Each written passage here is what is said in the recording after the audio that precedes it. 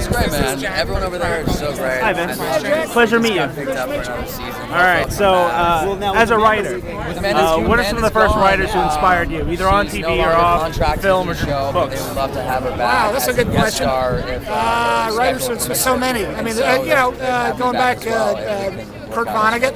Kurt Vonnegut was a big one for me as far as novelists go. I read pretty much every book he ever wrote back all through high school. I started with Slaughterhouse-Five and worked my way through the oeuvre with him. Wonderful writers. Coppola. I mean, Coppola and Mario Puzo wrote Godfather, Godfather Part 2. Patton. Coppola wrote. God, what a great writer he is. A great filmmaker, great director. Oh, man, so many. Rod Serling. I've seen every episode of The Twilight Zone probably 16 times. Doesn't get any better than that. I mean, he ran a hell of a show. He didn't write every episode, but he wrote some of the very best ones. And he ran a hell of a show, and had so many great folks working for him. There's so many to name. Are there any other showrunners who inspire you, or who you look up to? I look up to Chris Carter, my boss for 7 years on the X-Files. I learned pretty much everything I know about TV. I learned from Chris Carter and the other producers of the X-Files, and I was so lucky to have that job.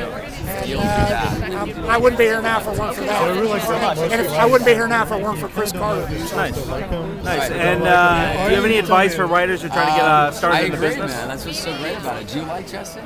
My advice is sort of old cliche advice, but cliches, there's often cliches. There's truth to those cliches, and the first cliche is to write a hell of a lot. You're a writer if you write.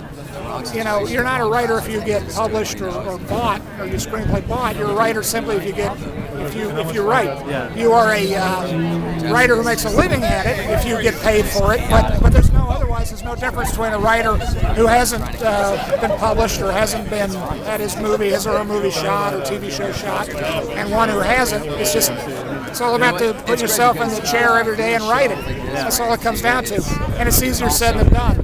Having said that, once you've done all that writing, enter a lot of screenplay contests. If you're in the writing for the TV and movie angle, enter every screenplay contest that comes down the pike. That's how I got my start. Really? I won a screenplay contest in my home state of Virginia back in 1989. Judges was a Hollywood producer named Mark Johnson, who is my executive producer along with me on this show. We've been working together ever since 1989. He's kind of my mentor in the business, and I met him because I won a contest. That's a good way to have a captive audience of high-level producers and folks. If it's like a real legitimate contest, that's a good way to get started, because you have hopefully a big producer read your stuff and hopefully like it. So that's the best advice I know. That's good. Also, this show is a little off the wall, a little crazy, a little unusual. How much is inspired by real events, or is it all completely off the top of your head? Yeah, I've smoked a lot of crystal meth in my life, so no, I just can't. I never have. I just like the idea of a guy who knew nothing about crime, knew nothing about being a bad guy, which is kind of me. It's not like I'm upstandingly moral or anything. I've just always been too scared to break the law. Luckily, I haven't really wanted to that much, but I'd be too frightened to anyway. So Walter White, in a sense, is kind of sort of me. I was kind of interested in what it'd be like to live that lifestyle. And I'm too scared to try it in real life, so found it interesting to write about it and explore it in my imagination. I guess that's where it came from. And the crystal meth is, honestly, as a plot point, it's just because it's such a terrible drug that's caused so much damage to so many people. I wanted the idea of a good man who was doing one of the worst things you could do, or at least manufacturing one of the worst drugs you could manufacture. So that's where that came from.